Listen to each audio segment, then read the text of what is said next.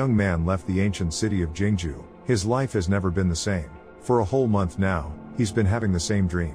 In it, he sees the same place and the same sequence of events. The same girl appears to him. He follows her, and when they reach another tree, they approach each other. But suddenly, lightning strikes her shoulder, leaving a tattoo in the shape of an eye. Her mask falls off, and he sees that it's Shirley. She screams and begs for his help, but he can't do anything. She is engulfed by a viscous liquid, sinking deeper and deeper. Ba Yi wakes up abruptly from his dream, breathing heavily and looking around. Two young men enter a house accompanied by others. Inside, surrounded by people, their friend waits eagerly. They introduce themselves to Mr. Zhou, who invites them to sit and calls for Ling Long. A girl emerges from the adjacent room carrying an old pair of slippers on a tray.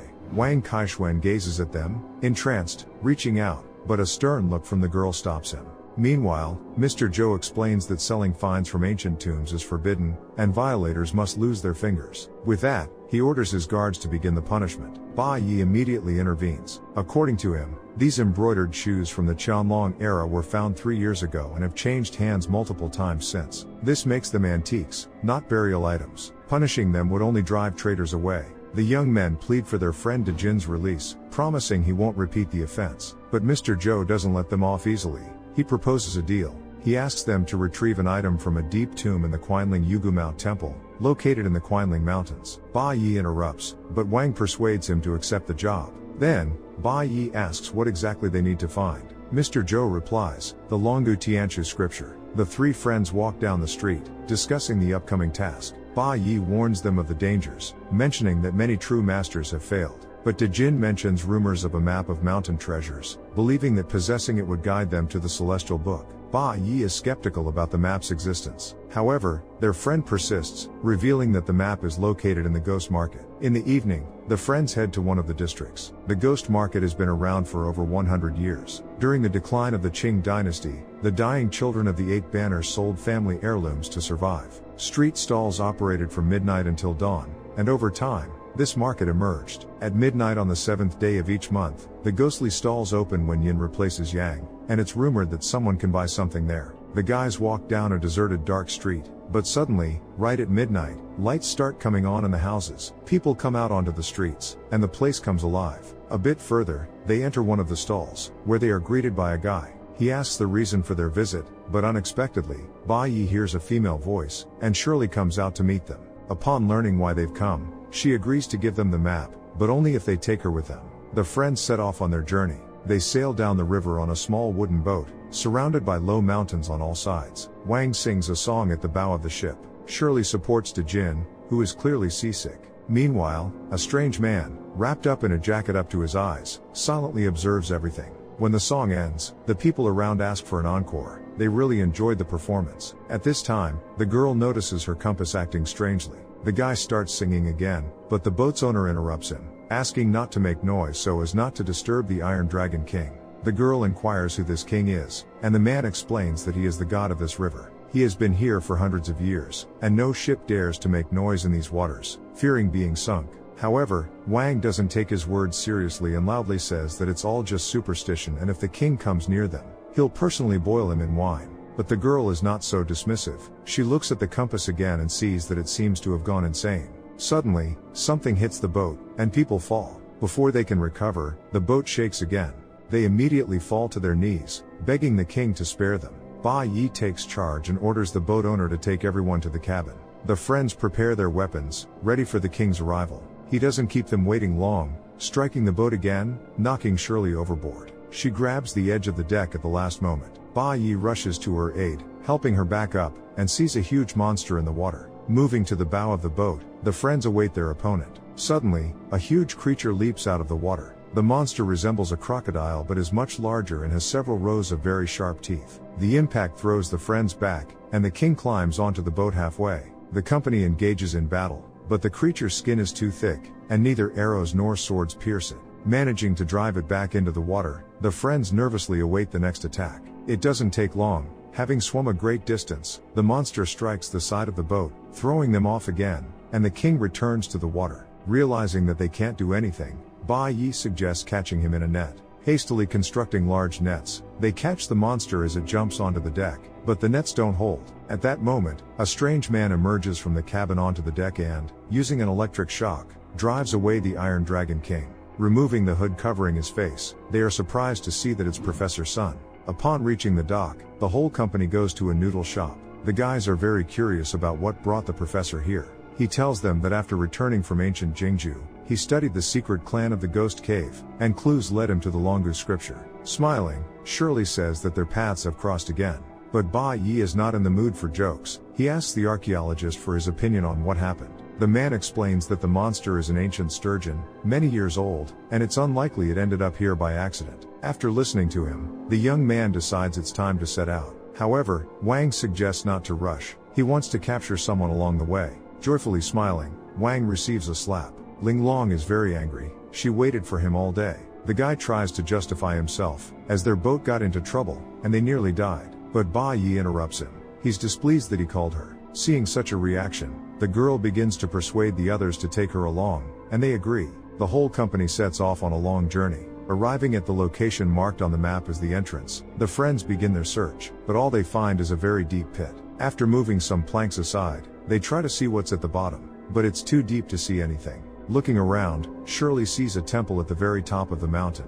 Climbing to the top, the friends cautiously enter inside. Surrounding them are numerous statues and everything looks abandoned. Carefully examining everything around, Ba Yi finds a way to open a passage to the tomb at the bottom of the central altar. As soon as he turns the mechanism, the platform descends and turns into steps. Carefully descending, the friends find themselves in a room. At the end of it, they see iron doors with a protective mechanism that no one could open. After carefully examining the mechanism, the young man instructs the others to stand guard while he deals with the lock.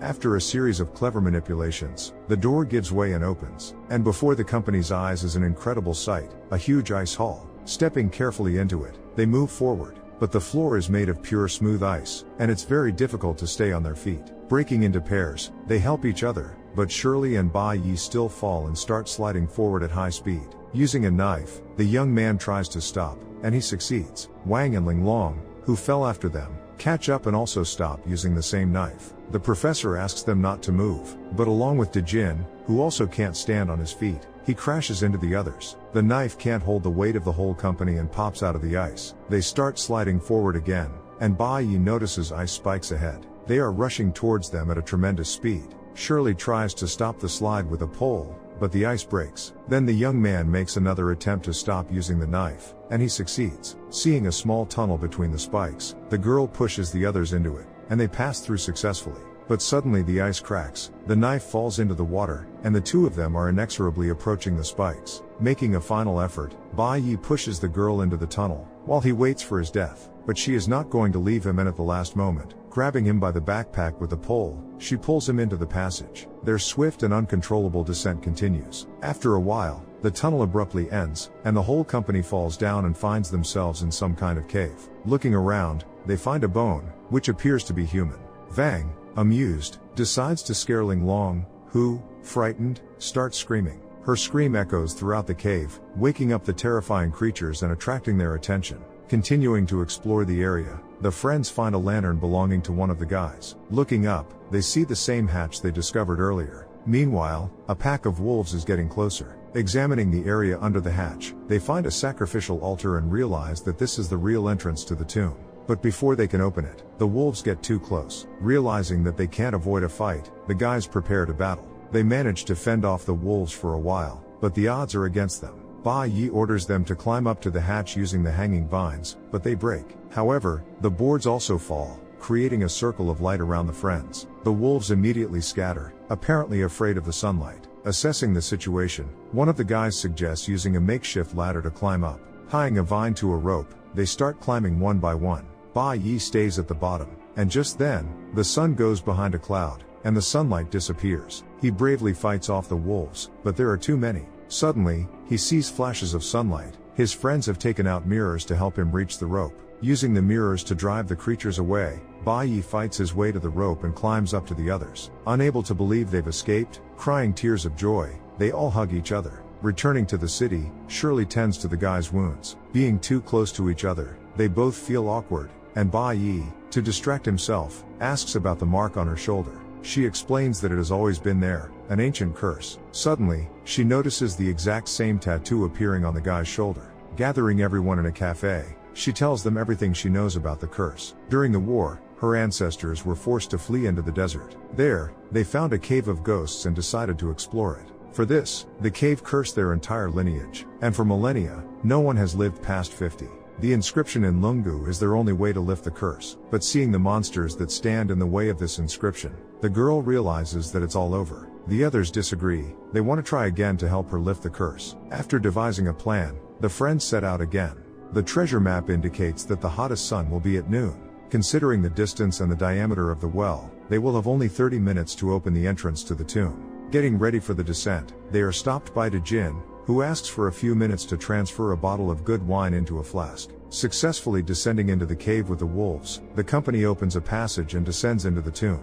Looking around, Ba Yi lights a special candle to invoke the ancient spirits. A small ball separates from the candle's flame. These are the river spirits responding, spreading out to fill the pattern on the floor and filling the lamps with a bluish light throughout the hall. Moving forward, Ba Yi steps on a hidden mechanism. The hall starts moving, and arrows fly at them from different sides. Successfully dodging all the arrows, they sigh in relief, but not for long. Shurikens come flying at them next. Barely avoiding death, the friends move forward. However, a new trial awaits them, giant grates with sharp teeth. Dodging these as well, the friends climb onto a platform. There stands a stone box, parts of it slide apart, and the inscription rises from it. Carefully taking it, they notice a strange rustling noise. Turning around, they see hordes of giant spiders approaching and the candle flickers out. Spreading out in different directions, they plan to escape using the lamps, jumping from one to another. However, Dejin hesitates, and the spiders attack him. Realizing that these creatures are hunting the inscription,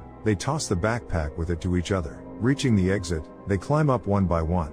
Shirley stays behind to hold off the creatures. When everyone has climbed up and she has run out of arrows, she rushes to the ladder, but the spiders ensnare her in webs, preventing her from climbing. Ba Yi can't leave the girl and returns to save her. The others also don't want to stand aside and join them. As soon as they do, the hatch closes, cutting off their retreat. Dejin decides to distract the spiders to allow the others to find shelter. One of the creatures grabs his flask and punctures it. Meanwhile, the friends find a side room and drag a grate there, closing the entrance. The creatures press against the barrier with all their weight, and it gives way under their pressure. Ba Yi, realizing that they won't hold out for long, sees spilled wine on the floor and remembers that the entire palace is covered with a layer of sulfur. He throws a lighter onto the puddle, and fire immediately ignites. It spreads with incredible speed, engulfing the floor, walls, and spiders. However, they are still cut off from the exit by the closed hatch. Mentally resigning themselves to their death, they join hands, but suddenly Shirley sees that her compass has gone crazy again.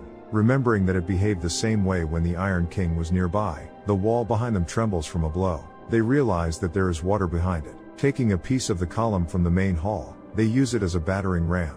On the other side, a terrifying monster helps them. Together, they break through. Water rushes in uncontrollably, filling the space, and the friends grab onto the columns. The hall begins to collapse, and the water level rises. Ba Yi, diving underwater, sees that through the breach, spiders, rocks, and remnants of the tomb are being swept away at high speed. Returning to the others, he informs them that there is an underground current, and on the count of 3, they dive. After waiting for everyone to swim through the passage, the guy, turning around, notices that the king is catching up to them. Dashing forward, at the limit of his abilities, he doesn't make it. But at the last moment, when the creature's jaws are almost closing on his legs, the passage collapses, burying the monster beneath it. The whole company is traveling by train. Ba Yi and Shirley sit in the compartment, and the girl can't sleep. She confesses to the guy that Mr. Yao was a close friend of her father. He always wanted to help and free her family from the curse. Dejin was intentionally given those shoes. It was a plan to lure Ba Yi himself. To the girl's surprise, the guy doesn't react at all. So, he tells her that he understood everything back at the ghostly market because coincidences are not random.